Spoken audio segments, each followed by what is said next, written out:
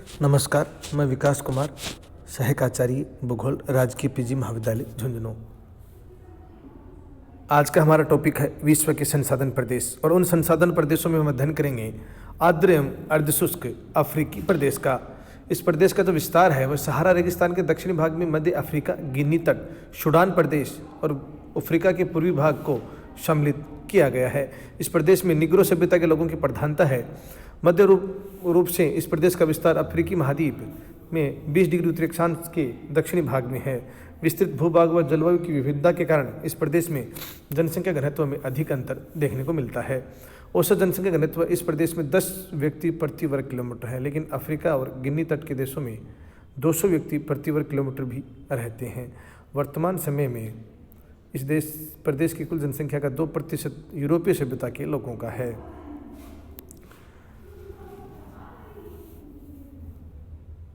इस प्रदेश को 2 उपभागों में बांटा गया है। पहला है गिनी तटीय क्षेत्र।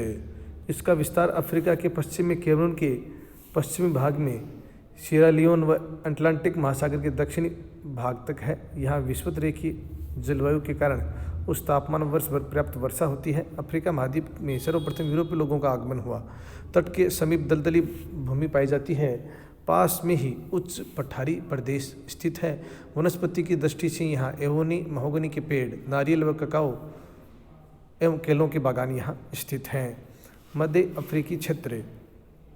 इसका विस्तार अफ्रीका महाद्वीप के मध्यवर्ती भाग में कैमरून, कांगो, जायरे, गेबन व गिनी, अंगोला है। विषुवतरेखीय जलवायु के कारण इस भाग में वर्ष भर उच्च तापमान व तीव्र वर्षा रहती है, अतः यहाँ सघन वन व दलदली भूमि देखने को मिलती है। तीसरा है सूडान प्रदेश। सूडान प्रदेश का विस्तार सहारा रेगिस्तान के मध्यवर्ती भाग में है। यह प्रदेश 3500 मील लंबी व 600 मील चौड़ी व संकरी पट्टी में स्थित है। यहाँ अर्धशुष्क जलवायु पाई जाती है, अतः यहाँ लंबी घास व दूर दूर तक के बड़े बड़े पेड़ पाए जाते हैं। पूर्वी अफ्रीकी प्रदेश। मध्यवर्ती अफ्रीका के पूर्वी भाग में स्थित ये उच्च पठारी प्रदेश को इसके अंतर्गत शामिल किया गया है और भूमध्य रेखा के समीप होते हुए भी यहाँ ऊंचाई के कारण ग्रीष्म ऋतु में तापमान कम देखने को मिलता है। दक्षिणवर्ती अफ्रीकी प्रदेश। इस उपभाग में अफ्रीका महाद्वीप के दक्षिण में स्थित दक्षिण अफ्रीका संघ, जिम्बाब्वे, बोत्सवाना, नामीबिया आदि देशों को सम्मिलित किया गया है। उच्चावच की दृष्टि से यहाँ समुद्र तटीय मैदानी भाग व आंतरिक भाग में पठारी भागों की प्रधानता है। जलवायु भूमध्य रेखा की दूरी के कारण आंतरिक भाग में शीतोष्ण व तटीय भाग में सम जलवायु यहाँ पाई जाती है। मानसूनी एशियाई प्रदेश। इस प्रदेश का विस्तार एशिया महाद्वीप के दक्षिण पूर्वी भाग में Bharat, Sri Lanka, Pakistan, Bangladesh, Burma, Malaysia, Japan व कोरिया आदि देशों में पाया जाता है। संपूर्ण क्षेत्र में ग्रीष्मकाल में समुद्र से स्थल की ओर चलने वाली मानसूनी हवाओं के कारण यहाँ वर्षा होती है, अतः इसे मानसूनी एशिया के नाम से जाना जाता है। इसे 3 उप भागों में बांटा गया है। पहला है पूर्वी मानसूनी एशिया क्षेत्र। इसके अंतर्गत चीन, जापान, उत्तरी व दक्षिण कोरिया सम्मिलित हैं।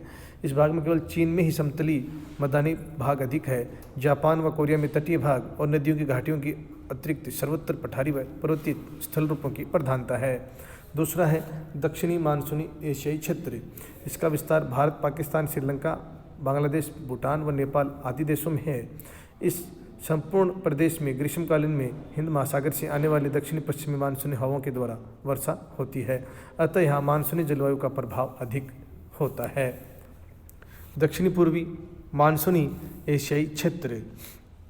इस उपप्रदेश का विस्तार एशिया के दक्षिणी पूर्वी भाग में स्थित बर्मा, वियतनाम, लाओस, फिलीपींस आदि देशों तक है।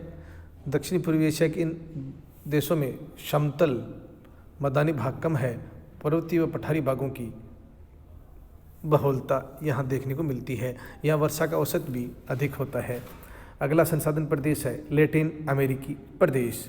इस प्रदेश का विस्तार मेक्सिको, दोनों अमेरिकाओं के मध्य स्थित देश, संपूर्ण दक्षिण अमेरिकी महाद्वीप के देश व पश्चिमी द्वीप समूह तक इसका विस्तार पाया जाता है। ये संपूर्ण प्रदेश यूरोपियनों के आगमन के बाद विकसित हुआ है। अतः यहाँ पहले यहाँ रेड इंडियन रहते थे जो अपनी आवश्यकताओं की फसलों का उत्पादन करते थे। इसको निम्न उप विभागों में बांटा गया है। पहला है उत्तरी लैटिन अमेरिकी क्षेत्र। इस उप भागों में केवल मध्य अमेरिकी, मेक्सिको और पश्चिमी द्वीप समूह को सम्मिलित किया गया है। ये सभी उत्तरी अमेरिकी महाद्वीप के अंतर्गत आते हैं, लेकिन यहाँ लैटिन अमेरिकी संस्कृति का प्रभाव अधिक देखने को मिलता है। तापमान जो वर्ष भर उच्च व वर्षा भी अधिक यहाँ देखने को मिलती है। बागानी कृषि की यहाँ बहुलता है। इसके अलावा कच्चे माल का निर्यात व निर्मित माल का आयात भी यहाँ किया जाता है। कैरेबियन दक्षिणी अमेरिका, इस क्षेत्र के अंतर्गत दक्षिण अमेरिका के उत्तरी भाग में स्थित कोलंबिया, वेनेजुएला, गायना देशों को सम्मिलित किया गया है। इन तीनों देशों में भौगोलिक कारकों की लगभग समानता है। कोलंबिया के केवल दक्षिणी भाग को छोड़कर यह संपूर्ण प्रदेश भूमध्य रेखा के उत्तर में स्थित है। यहाँ विषुवत रेखीय जलवायु पाई जाती है। मध्य एंडीज पर्वतीय प्रदेश, दक्षिणी अमेरिका के पश्चिमी उत्तर से दक्षिण में विस्तृत एंडीज पर्वतमाला के मध्यवर्ती भाग में इक्वाडोर, पेरू, बोलीविया जैसे देशों को सम्मिलित किया गया है। वर्षा यहाँ केवल ग्रीष्मकाल में होती है, शीतकाल यहाँ शुष्क रहता है। बात करें दक्षिणी एंडीज की। दक्षिणी एंडीज इस प्रदेश के अंतर्गत संपूर्ण चिली प्रदेश को सम्मिलित किया गया है। चिली एक लंबाकार देश है जिसकी लंबाई उत्तर से दक्षिण की ओर अधिक है। पूर्व से पश्चिम की ओर इसका विस्तार बहुत ही कम है। जनसंख्या मध्यवर्ती मैदानी भाग और तटवर्ती भागों में संकेंद्रित है। चिली में चिम्बिकामाटा में तांबे की खान विश्व में सबसे बड़ी खान है। दक्षिणी अमेरिका का दक्षिणी पूर्वी भाग, इस प्रदेश के अंतर्गत दक्षिणी अमेरिका महाद्वीप के अर्जेंटीना, उरुग्वे व पराग्वे देश को सम्मिलित किया गया है। दक्षिणी अमेरिका के अन्य देशों की तुलना में यूरोपियन यहाँ सबके अंत में आए, लेकिन वर्तमान में इस प्रदेश में सर्वाधिक यूरोपियन लोग निवास करते हैं। यहाँ पालतू पशुओं का सर्वाधिक महत्व है और कृषि की दृष्टि से केवल पंपाज शीतोष्ण घास के मैदानों में गेहूँ की कृषि की जाती है। बात करते हैं ब्राज़ील की। दक्षिणी अमेरिका के उत्तरी पूर्वी और पूर्वी भाग में स्थित ब्राज़ील इस महाद्वीप का सबसे बड़ा देश है क्षेत्रफल की दृष्टि से, जहाँ संपूर्ण महाद्वीप की 50% जनसंख्या निवास करती है। ब्राज़ील विषुवत रेखा के समीप होने के कारण उत्तरी भाग में विषुवत रेखीय व दक्षिण में आर्द्र शुष्क जलवायु पाई जाती है। ब्राज़ील दक्षिण अमेरिका के संसाधनों की दृष्टि से सर्वाधिक विकसित देश माना जाता है। अंतिम संसाधन प्रदेश है प्रशांत महासागरीय। इसका विस्तार प्रशांत महासागर में स्थित विभिन्न द्वीपीय क्षेत्रों में है। Australia, New Zealand, New Guinea, Philippines, Fiji और ईस्टर जैसे देशों का विस्तार है। ऑस्ट्रेलिया के उत्तरी भाग में स्थित न्यू गिनी व अन्य छोटे छोटे भागों के लिए मेलानेशिया के उत्तर में तथा फिलीपींस के पूर्वी भाग में स्थित द्वीपीय क्षेत्रों को माइक्रोनेशिया एवं हवाई द्वीप, न्यूजीलैंड व ईस्ट द्वीपों के मध्यवर्ती भाग में स्थित द्वीपीय क्षेत्र को पोलिनेशिया के नाम से जाना जाता है। प्रशांत महासागरीय प्रदेश को निम्नलिखित उप विभागों में बांटा गया है।